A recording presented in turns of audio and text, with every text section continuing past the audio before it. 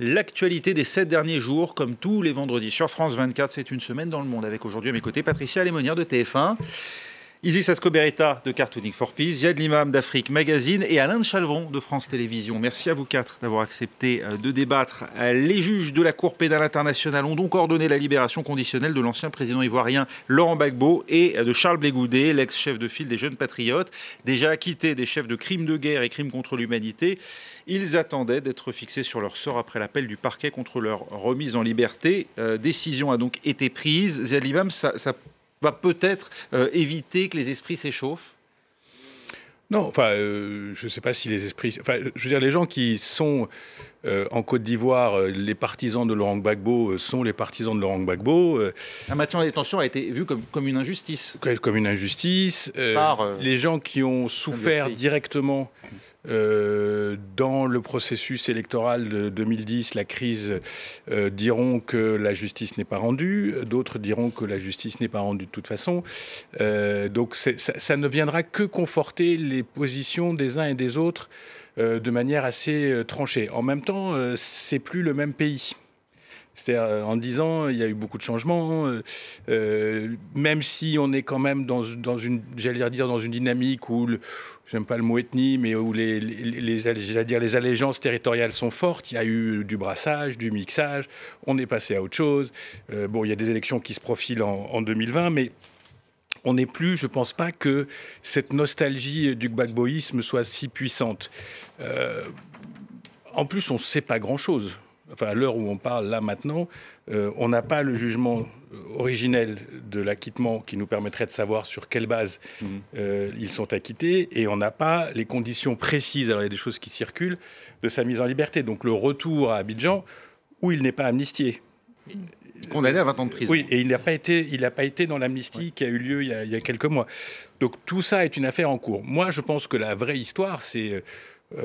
en dehors de Charles Blé Goudé, c'est l'histoire de Laurent Gbagbo, c'est l'histoire de son règne, c'est l'histoire aussi de la CPI, qui est quand même, on est au deuxième acquittement majeur, libération majeure sur des détenus, entre guillemets. Jean-Pierre Bemba. Oui, Jean-Pierre Bemba en RD Congo. Il faut qu'on se pose la question, parce que comme l'Afrique dit, cette CPI, elle est à charge contre nous.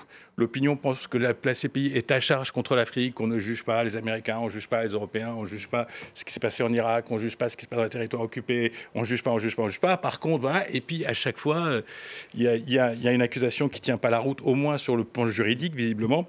Et donc c'est extrêmement négatif pour la justice internationale dont on a besoin d'une manière ou d'une autre. Sinon, si on sort du cadre de la CPI et si on n'invente rien d'autre, chacun fera sa loi du plus fort dans son coin et il n'y aura jamais, j'allais dire, de perspective d'une justice.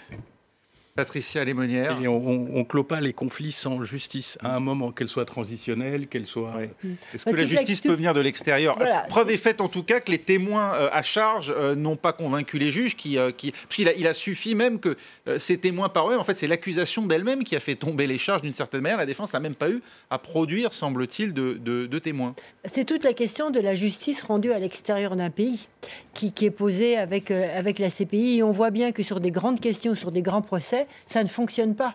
Parce que les témoins ne viennent pas, parce que les témoins sont intimidés chez eux, parce que... Enfin, il y a beaucoup de raisons pour faire en sorte que cette justice internationale soit... limité en quelque sorte. Alors on a eu le contre-exemple avec ce qui s'est passé au Sénégal, où là il y a une justice qui était rendue au sein de l'Afrique avec le procès de l'ancien président tchadien. On a vu ce que ça avait donné aussi. Je crois que pour la Côte d'Ivoire, tu avais raison, une page s'est quand même tournée. Il y a eu une amnistie qui s'est faite dans le pays. On a vu encore hier ou aujourd'hui, je crois, certains partisans de Laurent Gbagbo, des ministres qui rentraient ma foi, somme toute très bien. Et alors, on a la sensation que la Côte d'Ivoire a envie de tourner la page, que le président actuel, qui ne s'est pas prononcé pour les futures élections de 2020, a aussi envie de tourner la page. Il appelle une forme d'apaisement, je pense, local. Quid de Laurent Gbagbo ira-t-il... Le PDCI a déjà tourné la page. Oui, enfin, et quid de Laurent Gbagbo ira-t-il en Belgique, comme certains le pensent, comme les autres, enfin l'autre, Bemba aussi, c'est possible. Mais moi, ce qui m'étonne, et je reprends ce que tu as dit, c'est qu'on n'a pas eu les documents. On n'a n'a pas d'éléments pour se faire un avis sur ce procès. Oui, c'est-à-dire qu'on a au final le sentiment d'une énorme usine à gaz qui a duré 7 ans et dont on peine à comprendre pourquoi les 14 demandes de libération précédentes n'ont pas abouti et pourquoi la 15e finalement permet d'obtenir l'acquittement et la libération. Il y a eu un jugement entre-temps, mais je crois que c'est le péché originel de cette affaire Gbagbo à la CPI, c'est-à-dire que il y a eu 3000 morts, il y a eu effectivement des drames épouvantables qui se sont passés en Côte d'Ivoire, mais cela répondait-il vraiment à la notion de crime contre l'humanité ou de crime de guerre? C'est compliqué, juridiquement, il faut pouvoir prouver que ce sont ces deux qualifications qui sont les bonnes. Oui. Alors on est arrivé à la conclusion que non. Alors maintenant... On a galvaudé ces concepts? Écoutez, je ne veux pas me prononcer, je ne sais pas, mais en tout cas, ça posait question. Franchement, est-ce que autant ce qui s'était passé en Yougoslavie répondait effectivement à des crimes de guerre, des crimes contre l'humanité, et là, quand même, la CPI a fait son travail à ce moment-là, autant là, c'était discutable, en tout cas. Voilà. Et donc, on arrive à la conclusion qu'il est innocent. C'est asymétrique aussi. C'est-à-dire qu'on parle de justice des vainqueurs depuis que Laurent Gbagbo seul et Charles Blé Goudet seuls sont à La Haye. On parle toujours de justice des vainqueurs parce que c'est la justice des vainqueurs, où que ce soit. Nuremberg, c'est aussi la justice des vainqueurs. C'est toujours la justice des vainqueurs.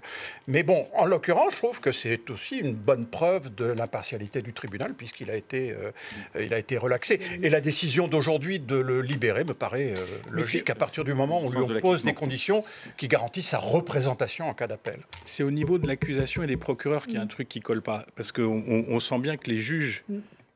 font leur métier. Après, et je ne parle pas que de Madame Bensouda, parce qu'il y avait aussi le cas précédent avec, je ne sais pas si vous vous rappelez, du procureur d'avant, il y a eu le cas du président kényan et de son vice-président qui revenait entre Nairobi et La Haye pour se faire eux aussi. Enfin, donc il y a un problème, je pense, dans la définition du délit ou du crime et dans la capacité à ramener des preuves. Mais encore une fois, sur 2 ou 3 cas majeurs, des gens qui ont passé des années en prison quand même, sont libérés.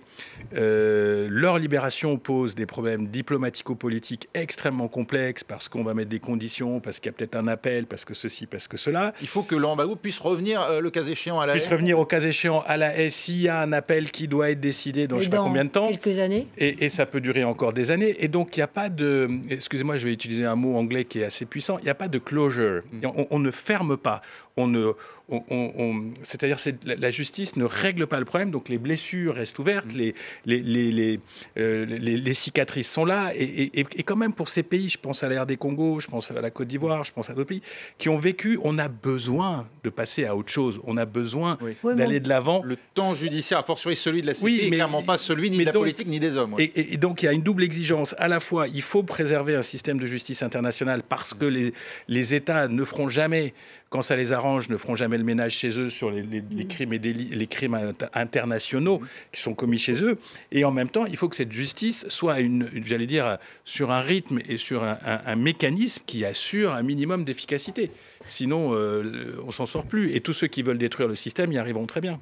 Moi, très brièvement, ce qui m'inquiète le plus, c'est que j'ai l'impression qu'on galvaude maintenant des mots. C'est-à-dire que ces mots crimes contre l'humanité, après ça ne veut plus rien dire. Et à l'origine, ça voulait vraiment dire quelque chose. Et là, avec ces procès comme ça qui durent une éternité si ça tombe derrière, et qui tombent, on a l'impression que les mots perdent leur sens. Oui, tout à fait, je suis tout à fait d'accord. C'est un peu ce que je disais tout à l'heure.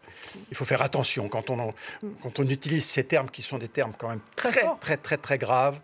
Il faut savoir si ça correspond vraiment à ça. Oui, il y a une volonté délibérée et une organisation.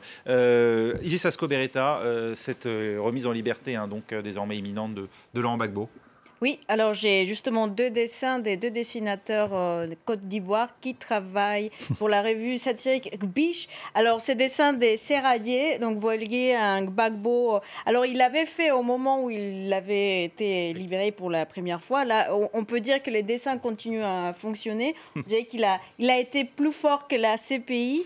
Et cet autre dessin des Carlos, alors aussi, c'était au moment où la procureure Fatou Bensouda avait justement fait recourir un appel et voilà, un Gbagbo qui était déjà prêt à partir et voilà, on l'a rappelé à l'ordre. Voilà, depuis quelques heures, on connaît la suite. La suite de l'histoire, il va pouvoir partir. On va parler d'autres prisonniers, cette fois en Syrie. La France voulait qu'ils soient détenus là-bas, mais l'annonce du retrait américain oblige Paris à envisager le rapatriement de quelques 130 djihadistes et leurs familles. Écoutez l'intervention de Nicole Belloubet hier sur RTL. Il va de soi que si les Français qui sont détenus par les Kurdes devaient être remis en liberté, expulsés, nous avons, je crois, collectivement plutôt intérêt à nous assurer de ce qu'ils deviennent plutôt que de les laisser libres sans savoir où ils sont. Vaut-il mieux, Alain de Chalvron, les incarcérer en France avec le risque qu'ils radicalisent d'autres détenus, avec aussi le risque de les voir sortir au bout de quelques années ? Écoutez, il vaut mieux les voir en France avec ces risques qu'en liberté dans le désert, là-bas, quelque part. Parce que, bon, la situation a changé. Auparavant, donc, la position était qu'on voulait qu'ils soient jugés sur place. Alors, en Irak, il y a une justice, entre guillemets.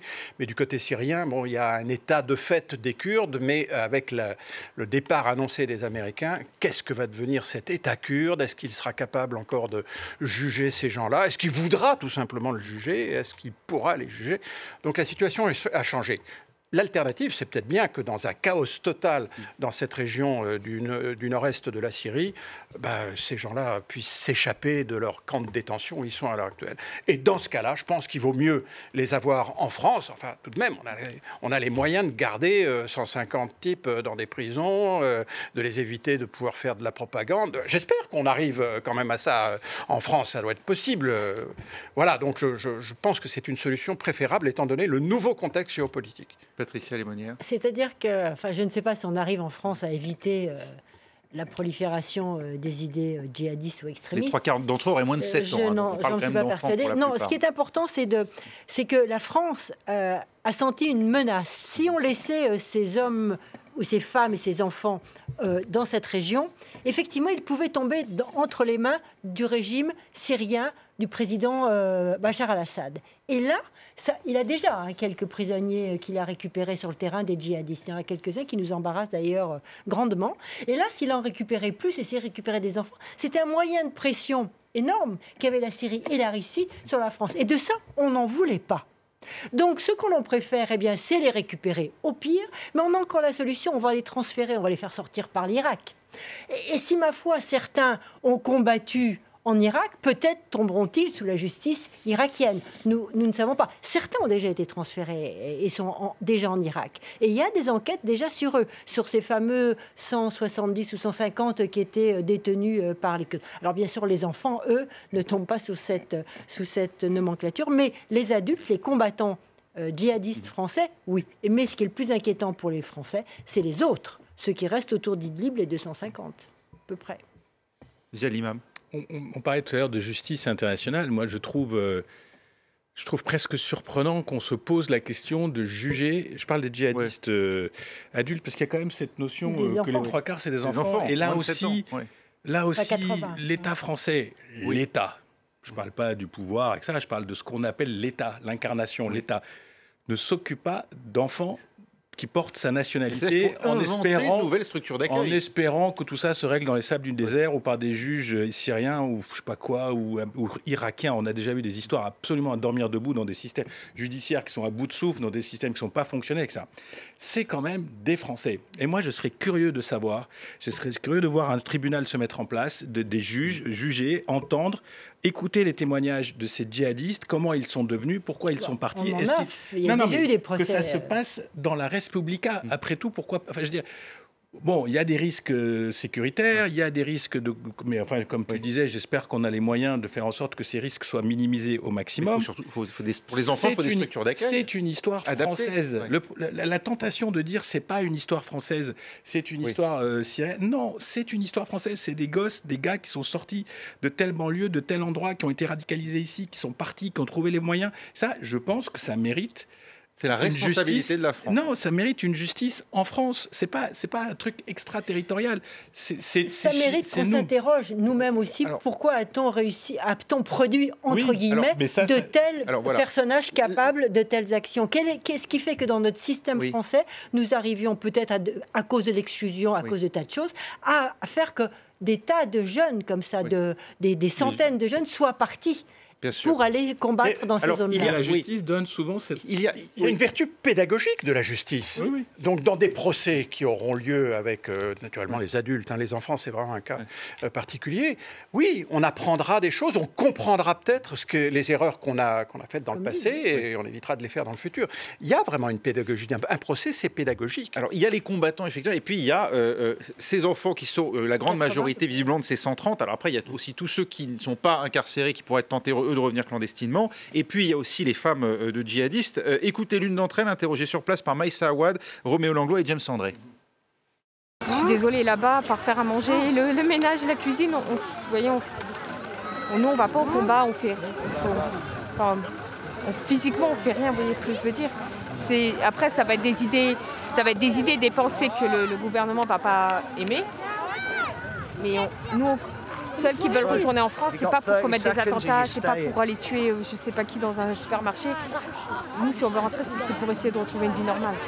Voilà, tout est résumé. Là, effectivement, si ça se limite à faire la cuisine pour les djihadistes, est-ce qu'on peut... Mais c'est très compliqué. Comment peut-on croire... Enfin, elle dit peut-être vrai, elle dit peut-être pas... C'est peut-être un tissu de mensonge. Comment peut-on croire quelqu'un qui est prisonnier? C'est toute la question d'interviewer des prisonniers. Enfin, je veux dire, quelqu'un qui est prisonnier, comment le croire? Il parle parce qu'il veut rentrer en France, parce qu'il ne veut pas être tué, parce qu'il veut avoir les meilleures solutions. Il est capable de dire tout et n'importe quoi. C'est très rare, les gens qui défendent, étant prisonniers, leurs réelles convictions. Donc, peut-être que c'est vrai, peut-être que c'est complètement faux. Et puis, il y a des femmes qui, comme Émilie Comnige, qui n'ont aucune envie d'abandonner leur croyance. Elle est habitée par ce qu'elle croit. Oui, il y a eu des images de propagande de Daesh aussi qui montraient des femmes qui faisaient autre chose que de la cuisine. Tout n'est pas blanc.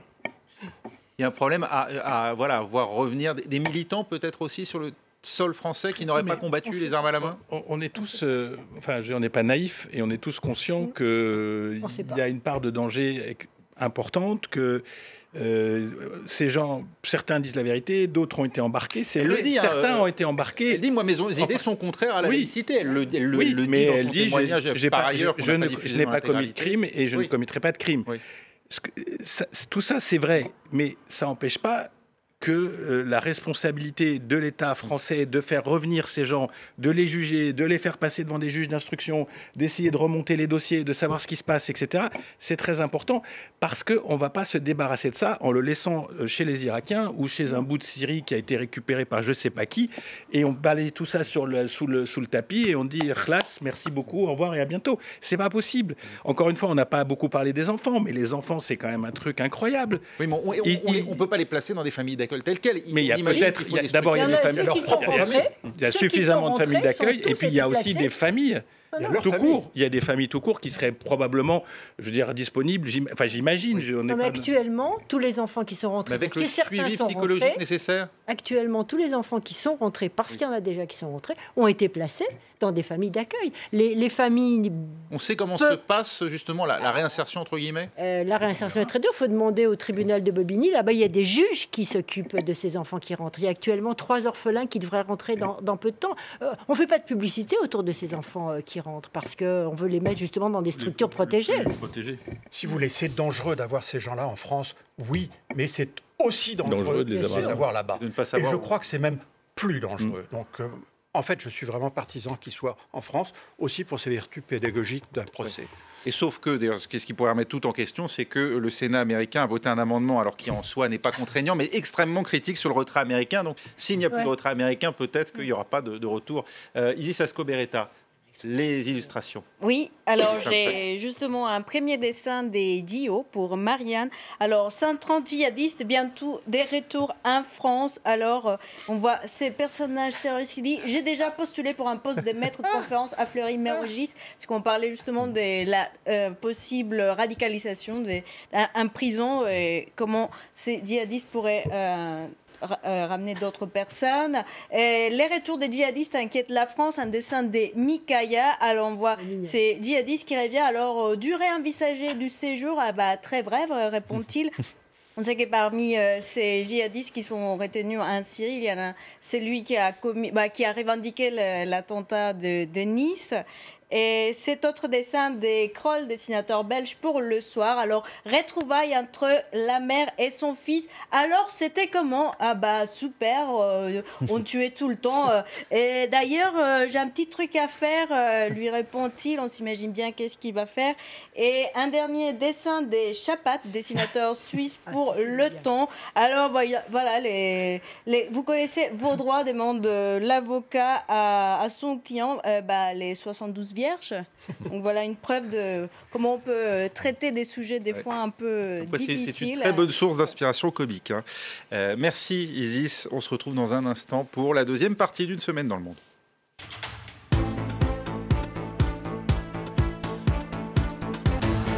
Et une semaine dans le monde, deuxième partie avec toujours à mes côtés Patricia Alémonière, avec également Isis Ascoberreta, Ziad Limam et Alain de Chalvron.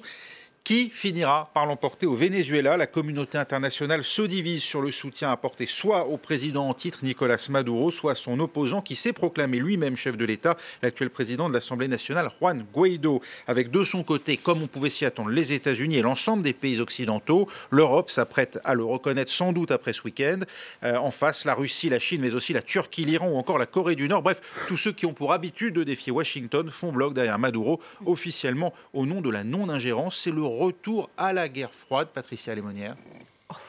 Je ne pense pas encore quand même. Ou alors elle est là depuis déjà un certain temps, la guerre froide avec tous les affrontements entre la Russie et Donald Trump. Mais moi ce qui me frappe là-dedans, c'est de voir l'état de l'Europe. C'est-à-dire qu'on n'a pas de position commune. L'Europe est aussi divisée que le monde, en quelque sorte, sur cette affaire. On voit très bien qu'on n'est pas capable. On est arrivé à une espèce de consensus, là, avec un petit groupe de contacts qui se donne 90 jours, parce qu'on a une approche très, très différente sur le personnage. Parce qu'il est charmant, il a 35 ans, mais en fait, on ne le connaît pas aussi bien que ça. Est-ce qu'il représente la droite un peu radicale? Quels sont ces... Et puis il est soutenu complètement par Donald Trump. Va-t-il rejoindre finalement le Brésil, après tout, dans cette grande croisade internationale qui est lancée par Donald Trump? Donc l'Europe, moi, m'afflige une fois de plus parce que nous n'avons pas de politique étrangère commune. On n'arrive pas à se décider face au Venezuela. Et ce Venezuela qui pose beaucoup de problèmes parce que moi, ce jeune président, il m'interroge. Enfin, ce jeune président autoproclamé. Parce qu'il crée aussi une situation institutionnelle compliquée. Voilà. Quelle est sa légitimité à se proclamer président? Alors, si vous voulez, c'est vrai que Maduro a généré son pays d'une façon épouvantable. C'est vrai qu'il y a 1 million % d'inflation par an. C'est vrai qu'il y a 3 millions de Vénézuéliens qui ont dû quitter le pays. C'est vrai qu'on crève la faim au Venezuela, alors que c'est un pays si riche en pétrole. Bref, il a aussi probablement volé les élections, puisqu'elles étaient boycottées, etc. Il s'apprête peut-être aussi à transférer une partie des fonds de la Banque centrale vers Moscou, d'après. Il n'y a rien à dire, tout ça c'est vrai. C'est un mauvais président, il n'y a pas de doute là-dessus. Mais de là à reconnaître comme légitime président quelqu'un qui est certainement très bien, enfin je ne sais pas d'ailleurs, personne ne le connaît en réalité, mais quelqu'un qui tout d'un coup dit « Ah non, c'est moi le président », ça je trouve que c'est quand même un sacré pas qu'on fait et un sacré précédent qu'on crée. Franchement, parce que des pays qui sont mal gérés, avec des présidents mal élus, il y en a beaucoup. Et si à chaque fois, tu as un jeune gars de 35 ans qui dit « Ah c'est moi le président » et qu'on le reconnaît, je ne sais pas comment on finira sur cette planète, franchement. Donc je crie « Oh là !» Trump est allé trop vite et l'Europe a tort de s'apprêter à le suivre ou pas? Je suis assez d'accord sur l'idée de l'ingérence. Je trouve que c'est un mécanisme dangereux et puis surtout qui est à géométrie variable selon les intérêts des uns et des autres. On reconnaît celui-là, on ne reconnaît pas celui-là, on pousse celui-là, etc. Mais on ne peut pas isoler cet incident, cette phase de la crise vénézuélienne du contexte depuis plusieurs années. C'est-à-dire, d'abord, c'est pas un mauvais président, c'est la faillite d'un régime qui est un régime dictatorial, qui est un régime policier, qui est un régime spoliateur, qui est un régime qui est tenu par des militaires de facto. En fait, tout le cinéma avec Maduro. Oui, mais ça c'est un. Deux, c'est le premier producteur de pétrole au monde, donc il n'est pas question que cette histoire dure comme ça indéfiniment. Donc on sent bien les intérêts géostratégiques. Les Américains sont consommateurs de pétrole vénézuélien. Alors on le voit, ils ont réduit considérablement leurs importations. Il y a je crois que l'entreprise vénézuélienne, j'ai oublié son nom, PDVSA, a des raffineries, des intérêts aux États-Unis. Donc on n'est pas dans une situation aussi... donc je pense que la pression américaine pour faire tomber Maduro est une décision au plus haut niveau, politique, organisée, etc. On embarque les Européens qui, comme d'habitude, ont 2-3 trucs à dire, mais ils ne sont pas d'accord entre eux, etc. Mais ce qui rend... encore une fois, je suis tout à fait d'accord avec ce que dit Alain, mais quand même... l'ampleur de cette faillite d'État, c'est l'urgence humanitaire c'est interpellant. Enfin, que des gens quittent leur pays. Enfin, c'est valise à la main, à pied, sur des centaines de kilomètres pour fuir. Ce qu'on vous raconte sur la misère à Caracas, j'ose pas parler du papier toilette et des serviettes hygiéniques, mais quand on en arrive à la situation où il y a du trafic de papier toilette et de serviettes hygiéniques au jour le jour, c'est qu'on est totalement... Enfin, on est dans l'état déstructuré.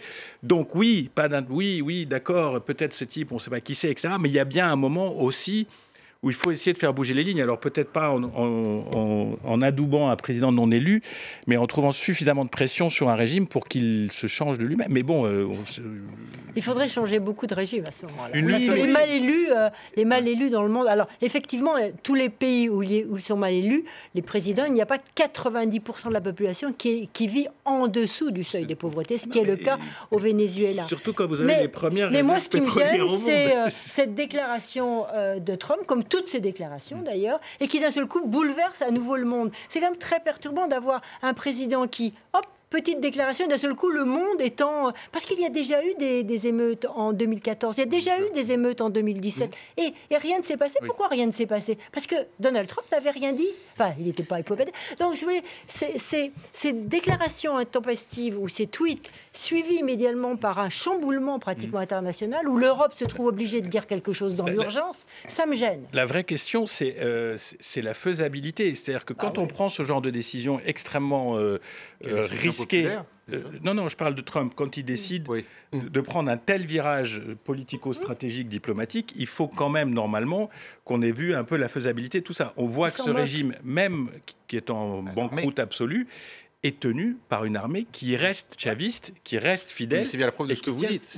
C'est presque une dictature militaire aujourd'hui, le Venezuela. Pour en revenir au débat sur la moralité de l'intervention, etc., quitte à intervenir et quitte à essayer de faire changer les lignes, il faut être sûr qu'on a cette possibilité, qu'on a cette force.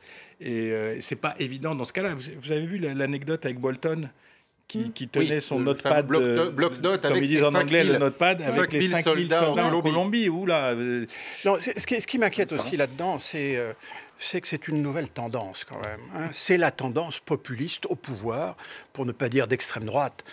Que Trump prenne cette décision, lui, le chef d'État des États-Unis, la puissance numéro 1 au monde, qui est lui-même populiste, le fasse, si vous voulez, ça indique une véritable vague. Alors, il est suivi par le Brésil, puisque le Brésil est tombé du même côté. Mais le Canada, qui n'est pas spécialement un pays... Mais nous, Français... On n'est pas encore populistes. Non, mais alors pourquoi on suit cette décision? Le Canada aussi a suivi. Pourquoi on suit cette décision? Mais on suit parce que c'est le numéro 1. Ou peut-être parce que la situation du Venezuela... Et puis c'est la vague. On suit la vague. Une lutte en tout cas sur fond de violence, plus de 40 morts déjà. On y est tristement habitué au Venezuela, l'un des pays où la criminalité est l'une des plus élevées au monde. Et quand l'exemple vient d'en haut, écoutez ce que dit Juan Guaidó lui-même, menacé en plein meeting hier. Il a dû rentrer précipitamment chez lui pour protéger sa famille. Les membres des forces spéciales d'action se sont approchés de moi. Ils étaient sur 2 motos et dans une camionnette blanche. Ils n'ont pas présenté de pièce d'identité. Ils se sont approchés du poste de garde pour s'enquérir sur notre famille, sur mon épouse Fabiana.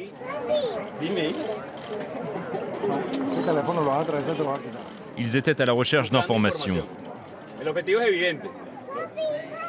L'objectif est évident, et il est évident aussi qu'ils n'ont pas atteint cet objectif, qu'ils ne pourront pas briser ma famille.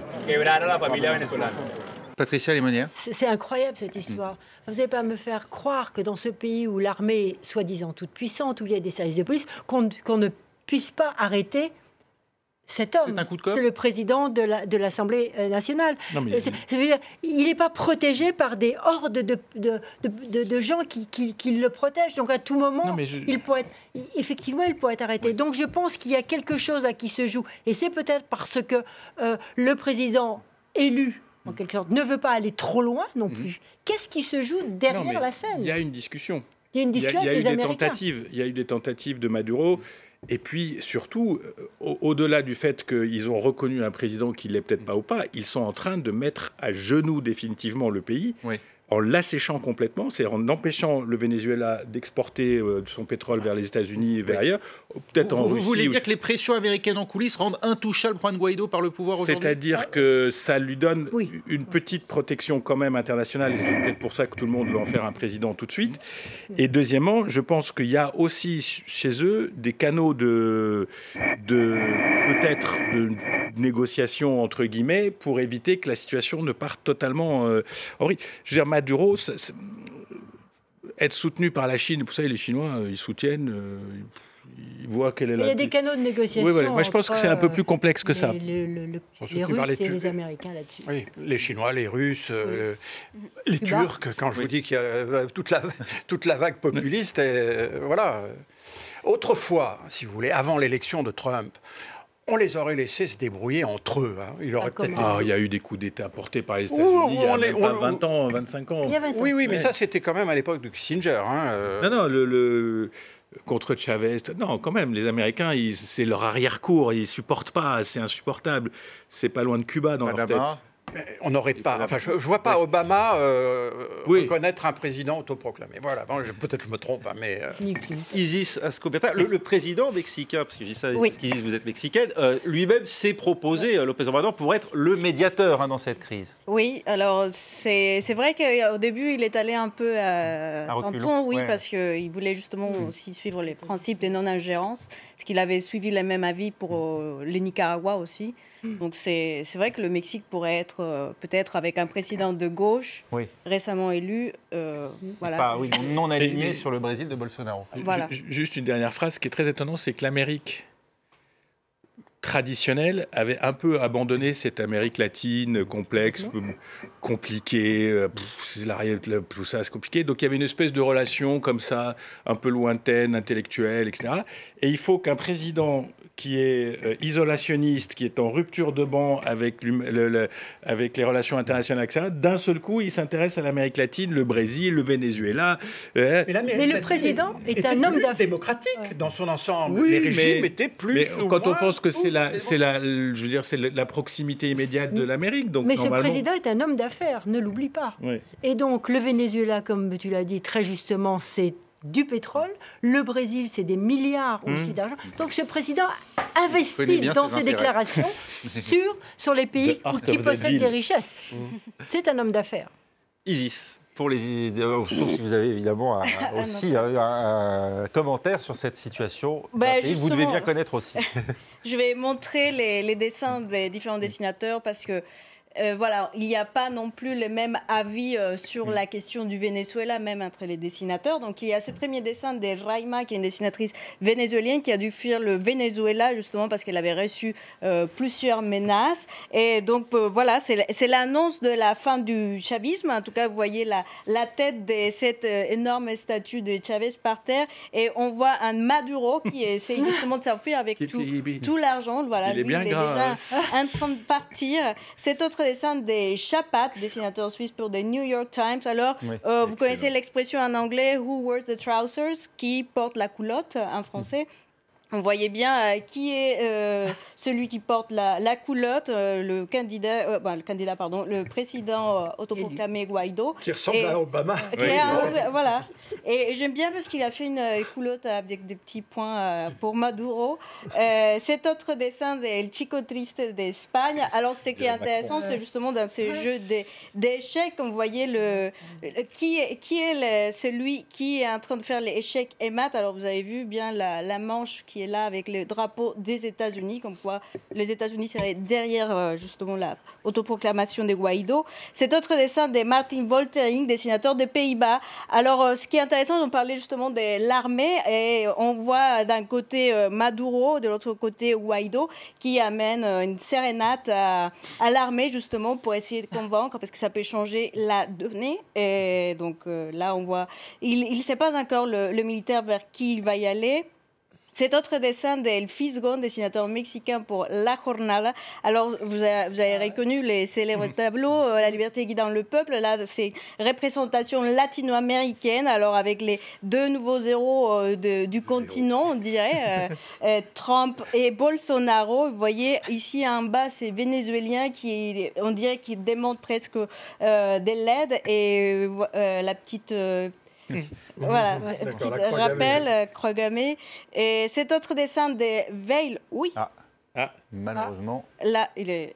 Quoi, voilà. Ça va être la connectique. Veil, qui est aussi un dessinateur vénézuélien qui a dû aussi quitter le Venezuela. Alors, ce qui est intéressant dans ces dessins, vous voyez qu'il y a d'un côté la Russie qui est en train de pointer sur les États-Unis qui sont en train de pointer sur Maduro, et lui qui prend en otage la population avec. Tout cet argent qui sort de sa bourse. Et si vous voyez bien, ces deux petits yeux qu'on voit, c'est en fait Chavez. Et un autre dessin, puisque justement on parlait du soutien de la Russie à Maduro, c'est le dessin d'un dessinateur russe, Denis Lopatin, qui a aussi dû quitter la Russie. Et donc vous voyez, justement, voilà, la Russie qui a 15 milliards d'euros de dette avec le Venezuela. Voilà, ça produit une certaine addiction. Et un dernier dessin de La Serpe, parce qu'il y a aussi des gens qui soutiennent Maduro ici. Alors un dessin Mélenchon de plus en plus admiratif du Venezuela, ça les rêvait certaines personnes. À 9% qui s'autoproclament président, ce pays est une merveille, dit-il. Il ne va pas jusqu'à soutenir Guaido pour autant. Oui, on a reconnu. Le feuilleton du Brexit, lui, commence vraiment à ressembler à un film des Monty Python. On connaissait les enchères à la hollandaise, partir d'un prix élevé puis baisser jusqu'à trouver acheteur. Theresa May invente les enchères à la britannique, se mettre d'accord sur une solution qui n'arrange déjà personne, puis s'en écarter de plus en plus en s'étonnant que ça ne marche pas. Voilà où en est le Royaume-Uni après le vote cette semaine des députés aux communes. Ils exigent un deal, pas de sortie sans accord, mais écarte la seule solution acceptable pour les Européens, le fameux filet de sécurité qui évite la frontière entre les deux Irlandes.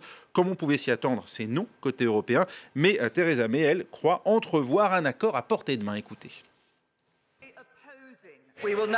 Nous allons prendre ce mandat et essayer d'obtenir des changements juridiquement contraignants pour l'accord de retrait en ce qui concerne le filet de sécurité afin de garantir qu'il n'y ait pas de retour à une frontière physique en Irlande. Cette idée n'enchante pas nos partenaires européens et les négociations ne seront pas simples. Nous avons besoin de ce backstop tel qu'il est. Voilà, mesdames et messieurs, rejeter ce backstop tel qu'il est aujourd'hui, ça revient en quelque sorte à rejeter la solution qui a été trouvée avec les Britanniques. Voter contre un no deal, comme ça a été le cas hier soir, ça n'élimine pas le risque du no deal. Pour nous, mesdames et messieurs, l'accord de retrait est et reste le meilleur et unique moyen d'assurer un retrait ordonné du Royaume-Uni. Voilà, to deal or not to deal, that's the question, mon cher Ziad. Ils vont y arriver. Parce qu'en fait, là, on est revenu 18 mois en arrière, en gros. C'est-à-dire qu'on repart sur les bases de avant qu'on ait discuté et tatati tatata, et on revient voir. Je pense qu'il y a une fatigue européenne qui est devenue presque le principal ennemi des Britanniques maintenant. C'est-à-dire que qu'ils s'en aillent, ou qu'il se passe un truc, ou qu'ils sortent, ou qu'ils coulent, ou qu'ils plongent, enfin qu'il se passe quelque chose. Et on le sent très bien dans les dessins, dans les articles de presse, ces représentations d'une chambre des communes totalement chaotique, qui est dysfonctionnelle. Et donc on se dit, mais qu'est-ce qu'on pourrait faire pour que ça marche? Et en gros, pour le moment, rien. La deuxième chose, c'est que eux, ils ne sont pas prêts pour le no deal, ça c'est sûr, puisqu'ils ont pensé qu'ils auraient un deal. Donc, à 8 semaines, je ne sais pas si on se rend compte, 8 semaines, 8 week-ends de gilets jaunes. Donc, on a autre chose à faire à Paris. On a autre chose à faire. Donc, dans 8 semaines, la première ou la deuxième économie de l'Union européenne s'en va dans une espèce de fracas généralisé. Après, c'est marrant parce que j'ai parlé un peu avec des hommes d'affaires, des banquiers, etc. Il y a une espèce de position du monde des affaires en se disant de toute façon ça sera peut-être pas aussi catastrophique que ça. Après tout, il y a des frontières partout dans le monde. Après tout, la douane elle est automatisée. Après tout, le train il sera toujours dans le tunnel. Après tout, les Anglais ils vont pouvoir pas se tirer une balle dans le pied. Donc il y a une espèce de truc qui s'installe qui est très négatif parce qu'on va tout droit vers un crash dont on ne connaît pas les retombées immédiates. Et ce que me disait aussi un de ces hommes d'affaires britanniques, il me disait aussi, si on refaisait aujourd'hui un référendum, il y a quand même 8 chances sur 10 qu'on ait le même résultat parce que le point central pour les Britanniques, c'est l'émigration et l'identité, peut-être plus que la libre circulation elle-même, et que ça... C'était très grave en 2016, parce que rappelez-vous à l'époque, les réfugiés, la Turquie, l'Allemagne qui ouvre ses portes, etc. Et puis tout le monde pensait que l'Europe allait se vautrer, qu'elle allait exploser, qu'il était temps de se barrer FISA avant que tout ça soit une catastrophe. Ça a évolué, mais sur la partie immigration, c'est bloqué. Et donc ça peut pas bouger. Et ça ne pourra bouger que si le coût économique pour l'Angleterre est tel que ça ferait shifter une partie de l'opinion de manière vraiment, décisive pour faire pression sur ces conservateurs qui sont bloqués. Et à ce moment-là, peut-être qu'on reviendrait à quelque chose de pragmatique. Mais le coup, en fait, il est long, il est petit à petit, il s'impose pas tout de suite. Ça mettra peut-être 3 ans, 4 ans, 5 ans, 6 ans. Donc, à mon avis, fin mars... C'est quoi là ? Il y a une date. Il y a une date, fin mars. C'est une posture pour l'instant. Ils ont l'espoir de la reculer. Ils espèrent que les Européens finissent par craquer par la peur d'un no deal. Enfin, alors, il y a plusieurs façons où elle peut être effectivement reculée. Les Anglais peuvent invoquer le fait d'un seul coup qu'ils veulent plus sortir, ou qu'ils invoquent plus le chapitre 4. Ou voilà. Il y a des petites. Il y a une marge de manœuvre pour retarder cette date fatidique. Les Européens aussi ne vont pas le dire. C'est sûr, lorsqu'ils font des déclarations qu'ils entrevoient, justement, sur ce filet de sécurité, peut-être on pourrait négocier un jeu sur le temps, vous voyez. Alors, est-ce que si finalement les Européens accordent quelque chose sur le temps, là, vous savez, il y a un temps limité pour ce filet de sécurité, eh bien, est-ce que finalement les conservateurs, les députés ne s'en satisferont pas? Parce que finalement, sortir, on ne sait pas bien où tout ça va mener. Mais tu as raison.